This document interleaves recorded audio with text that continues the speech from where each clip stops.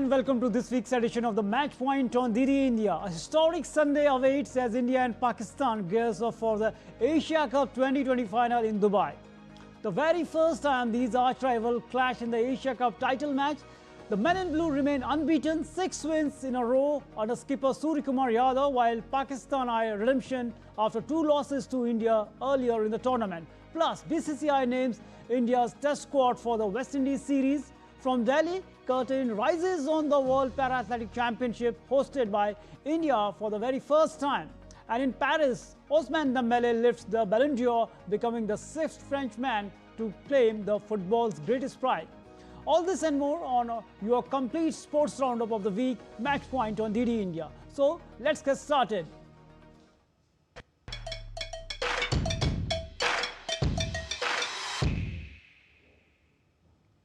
Now we'll talk about the cricket classic. India will take on Pakistan in the final of the Asia Cup 2025 on Sunday at the Dubai International Cricket Stadium. This will be the third and the final meeting between the two teams in the marquee T20 international event and the fourth overall at this venue in 2025. However, this is the first time in Asia Cup's 41-year history that India and Pakistan are meeting in the final, giving the clash an added intensity.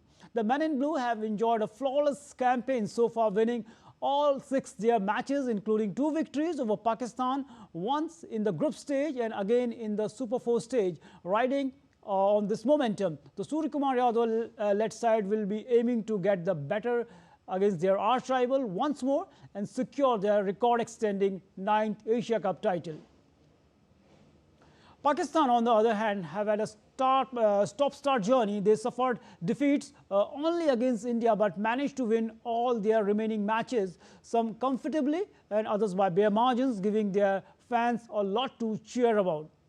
And talking about India versus Pakistan in the tournaments featuring 5 teams, India played 5. Both the teams played 5 matches, and India won 2 in 1985, 2007, and Pakistan won 3 times in 1986, 1994, and 2017.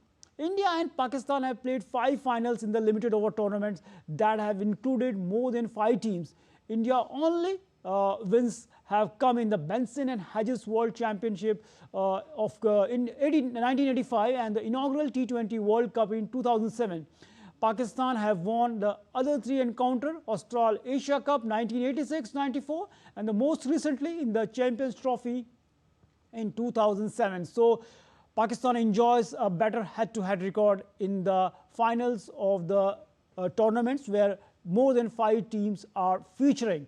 Now, let's take a look at the top performance from the Indian team in the Asia Cup. First, we can say that Abhishek Sharma is at the top. He scored 309 runs.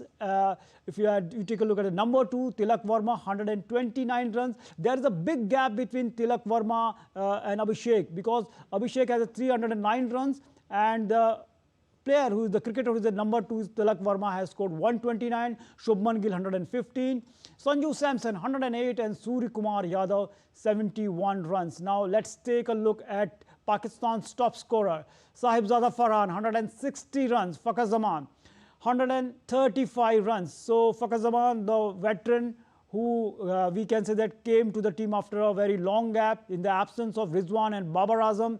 And at the number 3, Mohammad Haris is there, 131 runs. And Mohammad Nawaz, if you take a look, 107 runs. And Shaheen Afridi scored 83 runs for his team. So India, if you take a look at the batting wise, India is at the better place in this tournament. And now let's take a look at the top wicket takers. Kuldeep Yadav, 13 wickets for India. He is not only India's top wicket taker but the tournament's leading wicket taker. At the number 2, Shivam Dube. He bowled extremely well in the initial matches of the group stage.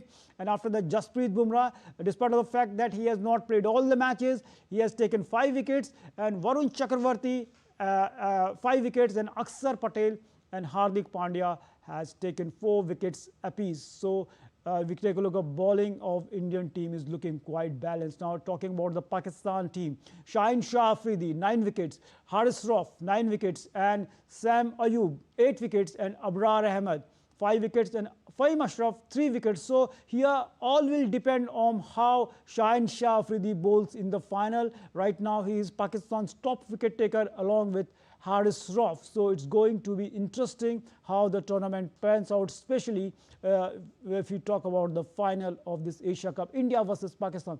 Now let's take a look at the top scorers of the tournament so far. Here, Abhishek Sharma tops the chart. In 6 matches, he has scored 309 runs. If you take a look, his strike rate, his highest score is 75. And the strike rate is extraordinary, 204.63. At number 2, Pathum Nissanka of Sri Lanka. Sri Lanka is already out. They failed to secure a win in the Super 4. He plays 6 matches, 261 runs, highest score. In the yesterday's match, 107 runs. And strike rate 160.12. We can say that it was a bad luck for Sri Lanka. They couldn't be there. And Saif Hassan of Bangladesh, he played 4 matches and scored 178 runs. And his high score is 69, and 128.05 is his strike rate. Now after that, Saib Zada Farhan, he scored 160 runs for Pakistan in 6 matches and scored 58. 58 is his highest score, and his strike rate is 107.38. So a lot will depend how he plays in the final of the Asia Cup against India. Now Kushal Perera, in 6 matches, Kushal Perera scored 146 runs with a high score of 58 runs, and his strike rate is 139.04. And Kushal Perera, if you take a look, he's performed well for Sri Lanka. Now, Tilak Verma, India's, we can say, the most dependable batsman in this tournament. In 6 matches, 144 runs, and unbeaten 49 is his highest score, and a strike rate is 132.11. Needs to improve himself in this department of the game, because T20 is all about the strike rate. Now, let's take a look the head-to-head record between the two teams, India and Pakistan, in the T20 international format. So far, both the teams have played 15 matches, and India won 12 and Pakistan has 3. So India has a clear edge in head-to-head records, because we know that whenever there's a marquee competition, India has an upper hand, and India will try to capitalize this thing in the final of the Asia Cup at the Dubai International Cricket Stadium tomorrow. 15 matches, India won 12 and Pakistan 3. So we can't call it a rivalry, because with such stats, we can't say it's a rivalry between India and Pakistan in the recent times, the way India dominated their neighbors.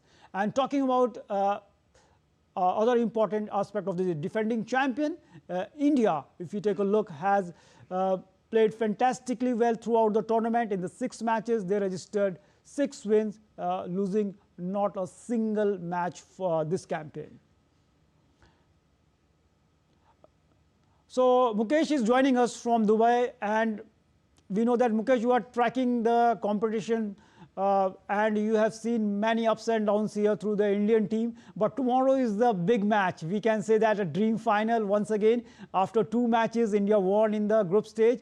And in the final, it's going to be another cracker of a contest, considering the fact that India won their previous 2 matches. So, Mukesh, the defending champion India, what's the way, how can the Pakistan team just turn the table around in the finals, especially after losing the 2 initial matches?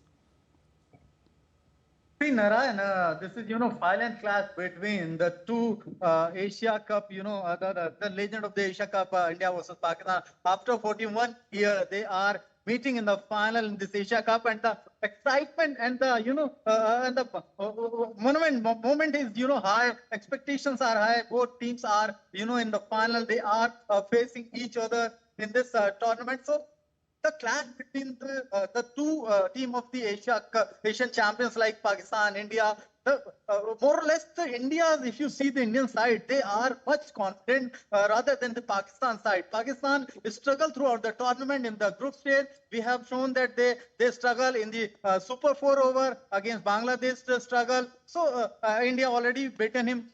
This time, if Pakistan wants to, give some big surprise, they have to work hard. They have they make their plan strategically.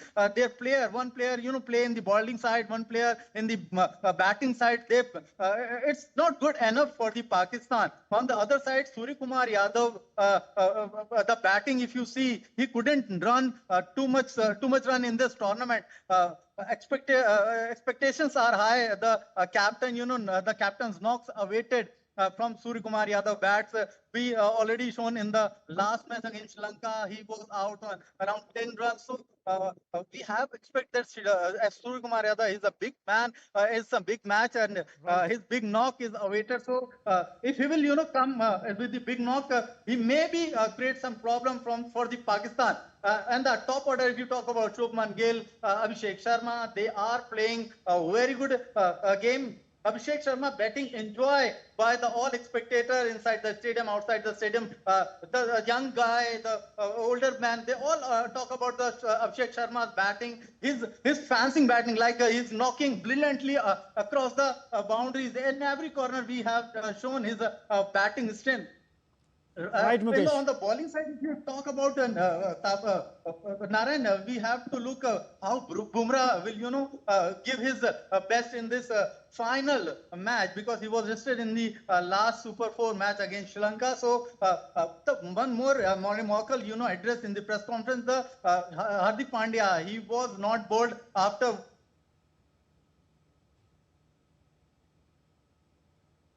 So we are not getting the voice of the Mukesh because of some network issues. So we will move to the next story. Mukesh, we will again come back to you.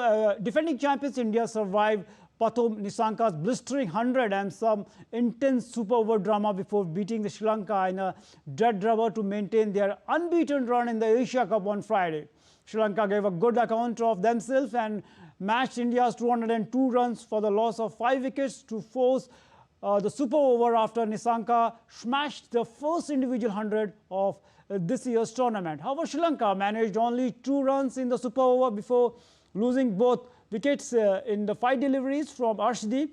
Indian skipper Suryakumar Yadav looked 3 runs from the first delivery to seal the victory. Darshan Shanaka was given not out in the super over despite being clearly run out by the wicketkeeper Sanju Samson. Mukesh, we lost the network again. You are back. So, talk about yesterday's man, Mukesh. It was the super over was quite confusing. Darshan Shanaka was run out, and it was reversed in the super over. Actually, what was the confusion? Everybody wants to know what was the rule. Law says regarding that run out was not given. Absolutely, Narayan, you are right, because the Sanaka, he was already, he can take the 3 run the last ball, but he drive and he couldn't, saw the backside. He have opportunity to complete this 3 run. Again, in the super over, he got chance to come back with Kushal Mendis. Why Kushal Mendis and Sanaka got opportunity to play in the super over? It was a question from every side, because Sanaka was not up to mark at that time. And only the 2 run in the super over, it's not good enough to win the match against India. India also, they are also lacking because of Hardik Pandya couldn't bowl his 4 spell over, and the other side Bumrah was not there, Shivam Dubey was not there, so they were also struggling. But they are, correcting their mistake. What are the weakness they are working? The hardly matter they win or lose, because they already reached the final. But Sri Lankan side, they're dominating in the areas, and they reached 202 runs. They tie the score at that time. But I don't know Sanaka why he has done this mistake, and a good opportunity he thrown from his hand. And the other side, if you see the Indian side, which I am talking about, Shubman Gill got opportunity. Suryakumar Yadav also came to face the super over excitement rather than Abhishek Sharma. They were many of them are talking about he has some cramps, so he couldn't come to bat. So Suryakumar take this call to come back and score the 3 run in a single delivery. But see, if you are facing Pakistan. Pakistan can upset at any moment if you give him any opportunity. From the fielding side, we already shown that Narayan, we lost so many catches. Yesterday match was also like we are lacking somewhere in the fielding area. Why they are doing this mistake, I don't know. They are working on it in the next session. We already shown that they are practicing 3 hour, 4 hour for their fielding, for their bowling. But the do and die situation, you cannot repeat this mistake again. If you want to lift this Asia Cup, you have give your 100%. If you want to become a champion, if you want to win this match against Pakistan, your Right. bowler, batter, your fielding, if you are getting opportunity to catch, you have to pick the catch and the restricted the opponent. All right, Mukesh, as the we lower. were discussing that, definitely thanks for joining us, giving a perspective of this important match. But the way Darshan Shanaka was not given run out, because the rule says that when a ball becomes dead, because already the Indian player Arshdeep has just went for the umpire to give him a out, and the umpire has given a run out him behind for the being caught behind. And but when the Darshan Shanaka went to the third umpire for the decision, it was given that it was not out, and as the umpire has already given his signal of out, the ball already became a dead ball. And I think that's why the ICC rules, the MCC rules says that once the ball is given a dead, the run out cannot be given. That's the scenario behind that. But coming to the next story, the International Cricket Council has suspended USA cricket with immediate effect on Tuesday. The global cricket body said US cricket were subjected to breach of obligation as an ICC member under ICC's constitution. The decision taken by the ICC board during its meeting earlier was based on USA cricket's repeated and continued breaches of its obligations as an ICC member under ICC's constitution. The management and the administration of the teams will temporarily be overseen by the ICC and its designated representative to ensure continued support for the players and maintain momentum towards the Olympic inclusion. And BCCI this week announced a 15-member India squad for the upcoming two-match Test home series against West Indies. Shubman Gill will continue as captain after leading India to a 2-2 draw in England. Ravindra Jadeja will be his deputy in the absence of Rishabh Pant. He is recovering from a toe fracture sustained in the England series. Dhruv Jurel and Jagdishan are the two wicket-keepers in the squad.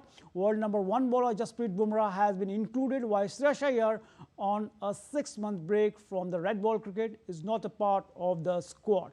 The squad is like this for Indian squad. Shubman Gill is the captain, Yashasvi Jaiswal, KL Rahul, Sai Sudarshan, Devdutt Padikkal, Dhruv Jurel, Ravindra Jadeja, vice captain, Washington Sundar, Jasprit Bumrah, Akshar Patel, Nitish Kumar Reddy, Mohammad Siraj, Prasidh Krishna, Kuldeep Yadav, and Jagdishan, wicketkeeper.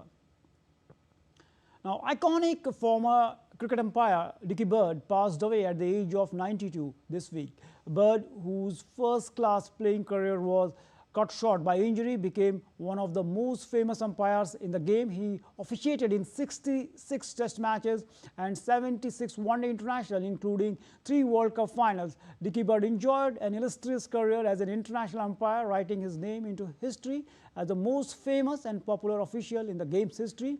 Bird's home County Yorkshire, whom he played for and served as the president, described him as a national treasure, known not only for his umpiring excellence but also for his eccentricity and warmth.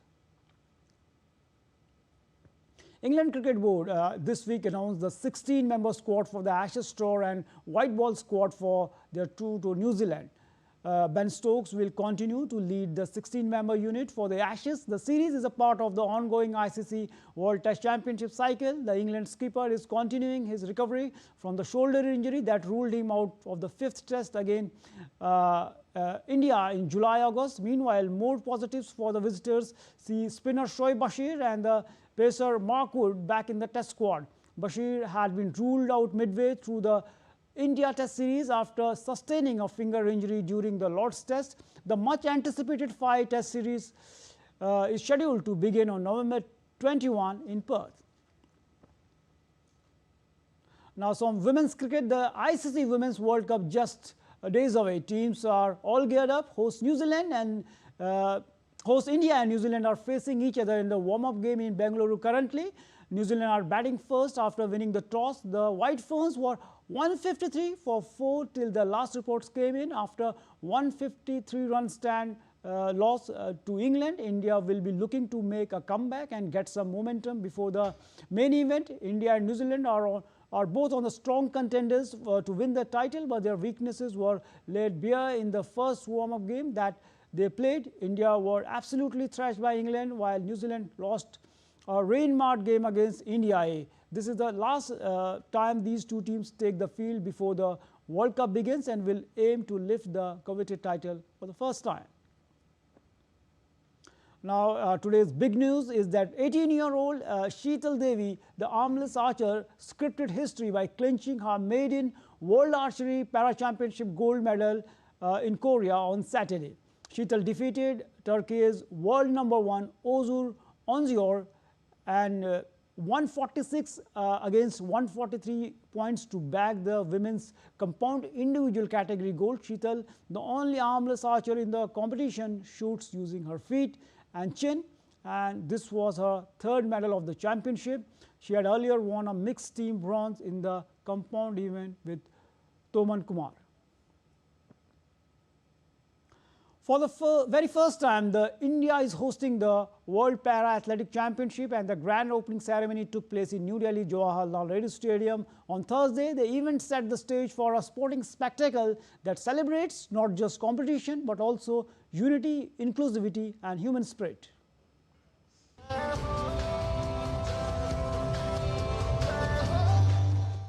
The Jawaharlal Nehru Stadium in New Delhi came alive as the World Para Athletics Championships 2025 officially got underway.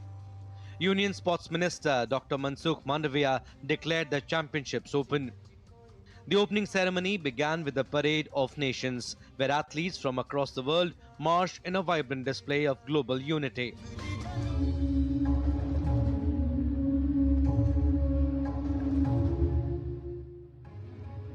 This was followed by cultural performances, including a special wheelchair dance and presentations showcasing the richness of India's culture.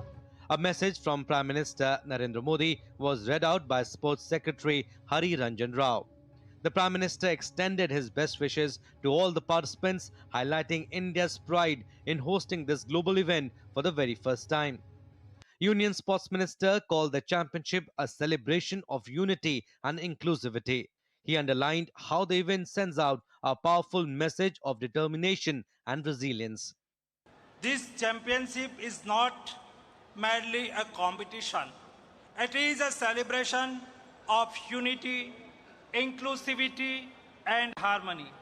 From 27 September to 5 October 2025, this iconic stadium will be the global stage for para-athletics, where athletes from across the world will compete with courage and conviction. Delhi Chief Minister Rekha Gupta too hailed the grit and dedication of para-athletes, calling them an inspiration to society. आप सब जो 102 countries के आए हुए हमारे athlete यहाँ पे विभिन्न कॉम्पिटिशन्स में, चैंपियनशिप्स में हिस्सा लेंगे और लगातार भारत की रौनक बढ़ाएंगे। आपने जो प्रेरणा पूरे खेल जगत को दी है, आपका उत्साह, आपका साहस और आपकी डिटर्मिनेशन हम सब के लिए बहुत ही इंस्पायरिंग है। This year's championship is the most ambitious yet, featuring 186 medal events, 15 more than the previous edition in Japan. More than 1,000 athletes from across the globe are set to compete. With this, India steps into history, hosting the World Para Athletics Championships for the first time and promising a celebration of both athletic excellence and human spirit. Sports Desk, DD India. Meanwhile, Jasprit Bumrah claims the gold medal in the 57 kg category in the World Boxing Championship in Liverpool. In an exclusive conversation with DD India correspondent Gaurav Kumar, she said she is determined to replicate this performance at the mega events like Asian Games and Olympics. Right now, we have with us Jasprit Bumrah, the world champion woman boxer. Jasprit, lots of congratulations for your this victory. And how do you feel getting the crown of world champion? Thank you so much, sir. Like I won gold medal in 57 weight category. I feel really very happy and really very proud that I won this gold medal and become a world champion. How do you will rate this victory? Because how much it was tough for you to get this gold? Like every athlete had a dream that he want to, he want to be a champion and also want a gold medal from world championships. So I had that dream also that one day I will be champion, and so yeah, it's the time that I am a world champion, and there is a 9-10 years behind this success. So I feel really very good. Today you are a world champion, but if we look to the past, there was a lot of struggle for you. For the world championship, I had many competitions, and on those competitions, I didn't get medal, or maybe sometimes I won only bronze medal. So I just have really a thought that I have to get a medal, a gold medal for India. So yeah, this is the time that I won a gold medal. How was your family support? Like from very starting, my family supporting me so very well. They never denied me to do sport. What is your next target? Basically, my next target is Asian Games and Commonwealth Games, which will be going to held in 2026. What about Olympic? Yeah, Olympic as well. Like every athlete has a dream that he will participate in Olympic Games and get a medal for India. So that I had that dream also. Thanks talking to us. So this is Jasmine Lamboria. She's saying that her dream is to get medal on the Olympic podium. With cameraman Rajendra Joshi, this is Gaurav Kumar reporting from New Delhi, DD India. So after the World Championship medal, Jasmine Lamboria is eyeing an Olympic medal for India. So that's all we have for you on the Match Point this week. Stay tuned to DD India for more updates from the world of sports and other international updates. Thanks for watching. Namaskar.